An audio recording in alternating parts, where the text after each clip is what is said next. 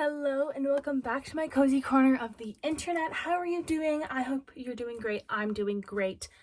Awesome. As you can see from the title of this video, I will be doing the end of year book tag for 2023. I'm really excited.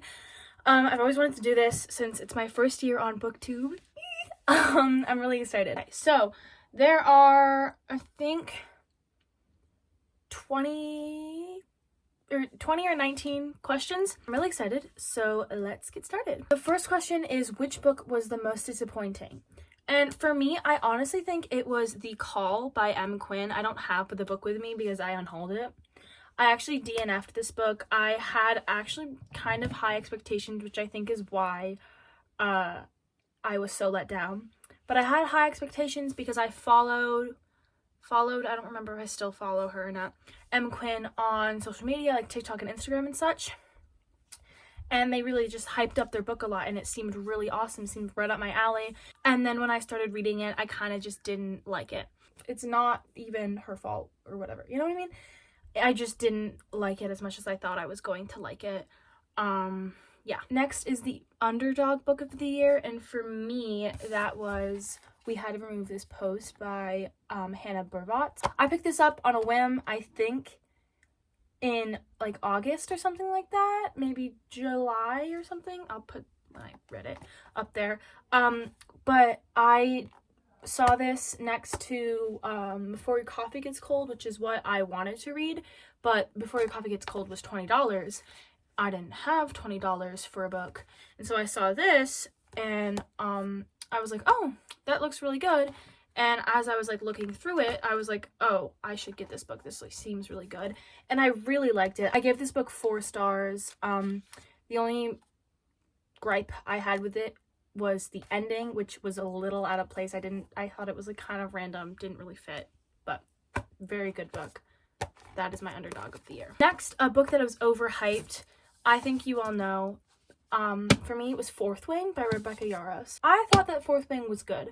I don't think that it deserved the amount of hype it got.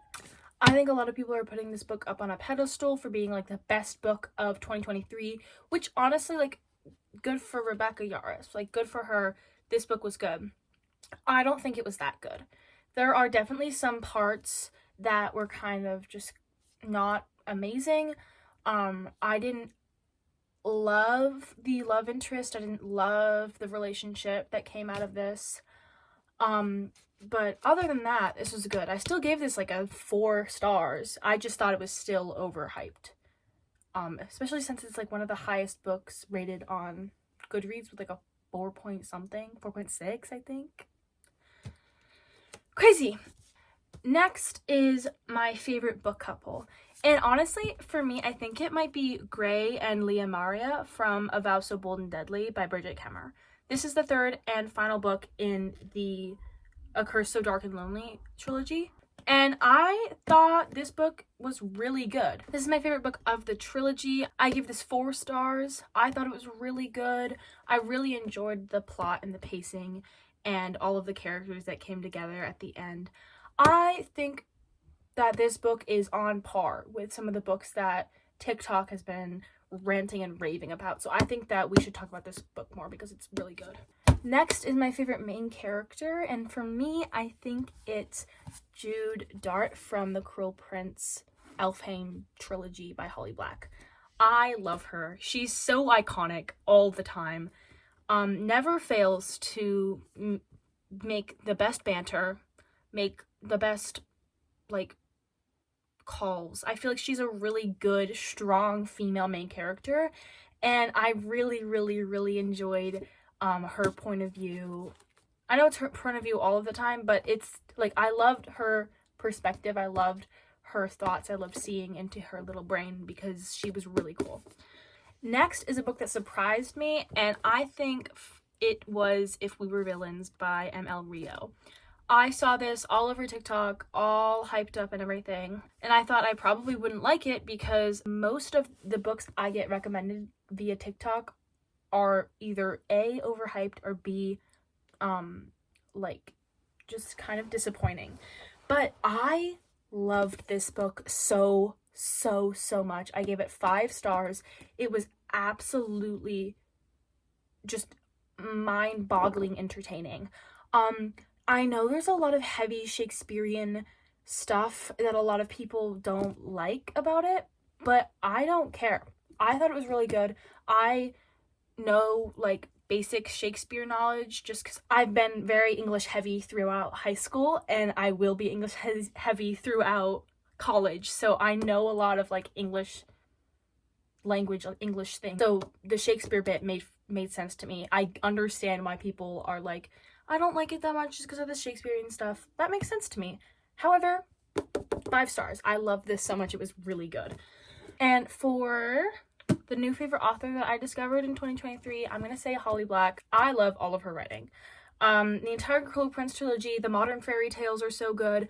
I actually read the Magisterium, her like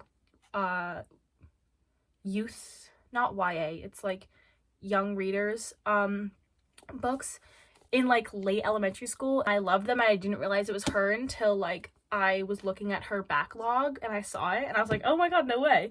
But I loved this series so much. I literally read this book in like 2 days, and then like pretty much immediately after went to Barnes & Noble, bought The Wicked King, read it in a day, went back to Barnes & Noble the next day, bought The Queen of Nothing, came home, read the entire thing in a day. So, as you can tell, I like her writing and I love this series. It was so good.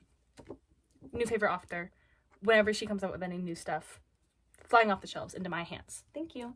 For my happiest read of the year, I'm going to say Red, White, and Royal Blue by Casey McKinston. This is so wholesome and lovely and amazing. This is a queer novel about the son of the president of the US and the Prince of England getting together and falling in love. You're kidding! You're actually kidding! It's so good. I love it. It's so lovely. Did I cry? Yeah, I did. Okay, I don't want to hear it. This is also a reread, but I don't care. It's so good. 5 stars every time. Mwah, perfection. Casey McKinston, you 8. Also, the movie's really good. For the best adaptation of the year, I'm gonna say Daisy Jones and the Six by Taylor Jenkins Reid. I think this is actually the only adaptation I read this year, but that doesn't take anything away from the fact that this is one of the best books ever. Period, end of sentence. That's it. I give this 5 stars. So good. This is my first Taylor Jenkins Reid book. Will not be my last because she's amazing. Now, for the longest book I read this year was Alumni by Amy Kaufman and Jake Kristoff. Granted, this has a lot of like not fully completed pages, but it was 600 pages. So, I really like this. This was set up in a really interesting way via interviews, text messages, emails, and like security camera footage, which I thought was super cool. Sci-fi, and I really liked it. I think I gave this 4 stars. Yeah, I gave this 4 stars. I really liked this. I have Obsidio, which is the third and which is the third and final book in the trilogy, on my TBR for next year. Really good. I recommend. The shortest book I read was Seed Folks by Paul Felshman. I thought it was the cutest little thing. This is 101 pages. I love the drawings. I think they're so cute. This was so cute. It's about a bunch of people banding together and building a garden in an empty lot. I think I give this 4 stars. It was just really sweet. And it's also the smallest book I read this year. Look at how little. Like, compared to The Cruel Prince, she's so small. I thought it was really good, though. I really liked it. For my favorite cover, I think I'm going to go with Legendborn by Tracy Denon. I really like this. I think it's so pretty. She's gorgeous. I love the blue and the red and the text. And then the like blue and the red continuing through the back is super sick. I love this O. That's cool as hell. This is the UK copy, which is why it's so small. I really liked it. This was really good. I think I gave this like 4.5 stars. I really, really liked this book. It was really good. Definitely recommend. So for the book that I haven't stopped thinking about, I'm gonna go with Speak by Laurie Halse Anderson. This is my fun special edition that I got. I have two editions of this book because it's probably my new favorite book. This made me sob, and I also loved it so much. It was so good. It's just really good. I loved it so much. I thought it was just really, really, really good. But check the trigger warning before you read this because it's got some heavy topics. For the cringiest book I read this year, I'm gonna say Jagged Little Pill by Eric something. I don't have the copy with me because I unhauled it. I thought the topic was really interesting and it could have been really good, but the way that Eric, a middle-aged man, wrote high schoolers was just cringy, and it didn't feel like high schoolers at all. It actually felt like millennials, and it was just I was not connecting with any of the characters at all, so that's why I didn't like it. I also honorable mention Lockdown on London Lane by Beth Reekless, who wrote like The Kissing Booth, I think. Yeah, she wrote The Kissing Booth. It was cringy. There were so many like real world references that made me want to like vomit out my insides and roll over on the ground and cry. Some guy was like a Twitcher? What is it called? A Twitch streamer, and he had like a Patreon, and there was like this one line that was like, I look through my Twitter thread, and I was like, don't talk to me ever in your life, please, thank you. Anyway, that's an honorable mention. I gave that like 2 stars. Anyway, moving on to a better topic. Next is the highest and lowest rated books on Goodreads that I read this year. And if I agree with the ratings. The highest is Fourth Wing, coming in at a hot 4.62 stars on Goodreads. I already talked about how I don't really agree with this rating. I think, like, honestly, like, if you loved it, good for you. Like, I thought it was well written. I thought it was good. I don't think that it was, like, ground-shattering, earth-breaking, amazing. It was good. I really liked how she wrote the dragons and how people were, like, really respectful of them, because a lot of the times I feel like in fantasy it's like, oh yeah, there's dragons, but like we ride them because we're the dominant species. No, because they could fully kill you. So I liked how she kind of talked about that. And then the lowest rated book, which actually shocked me a lot, was We Had to Remove This Post by Hannah Burbatz, coming in at a 2.96, which honestly isn't even that bad. But I also don't agree with this. I thought it was really good until the end. The ending was weird. It was really weird. I don't know. But I really liked this book. I thought it was really good, and I don't understand why people don't like it.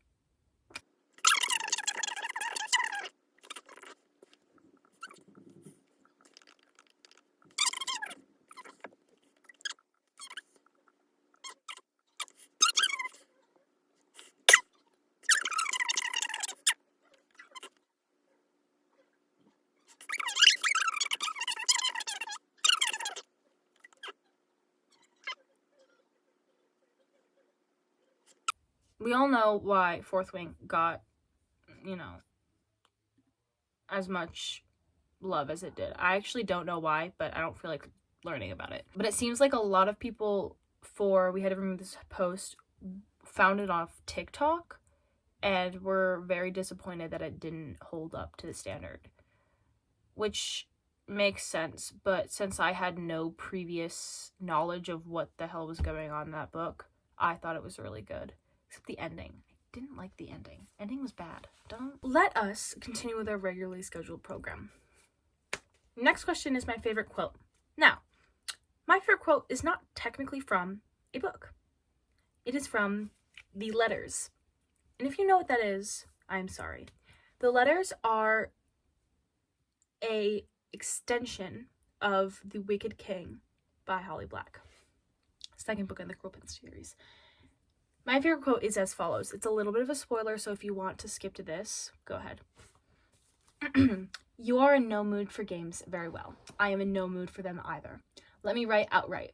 You are pardoned. I revoke your banishment. I resend my words. Come home. Come home and shout at me. Come home and fight with me. Come home to break my heart if you must. Just come home. Hey, so you're actually kidding? So what if I never recovered ever in my entire life and I just want to curl up into a little ball and begin to rust? Oh my God. It was really good. Really good. Love Garden. Next is a book with a unique setup, and I think for me it was Seven Kinds of People You Find in Bookshops by Sean Bythell. This is a nonfiction biography, kind of. Not really biography, nonfiction, about this guy, Sean, who owns a bookshop in Scotland. And he just writes about the types of people that he meets, which I think is fun.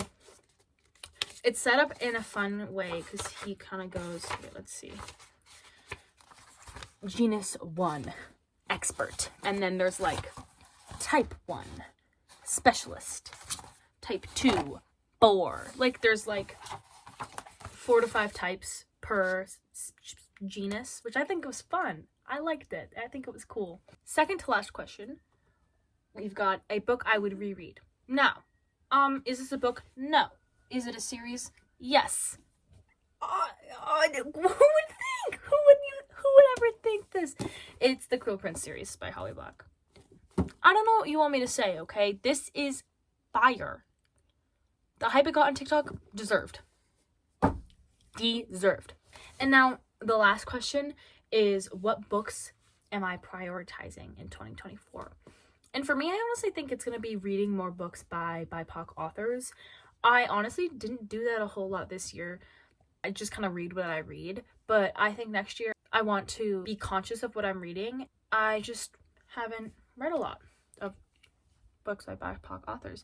So that is it for the 2023 end of year tag. I hope you guys enjoyed this. I had a fun time hanging out with y'all and talking about books. If you have any suggestions for BIPOC author books that I can read, let me know. I will get on that. If you have any suggestions for books that I should read in general, also let me know. I will also be on that. All right. I'm going to see you guys in the next one. Bye.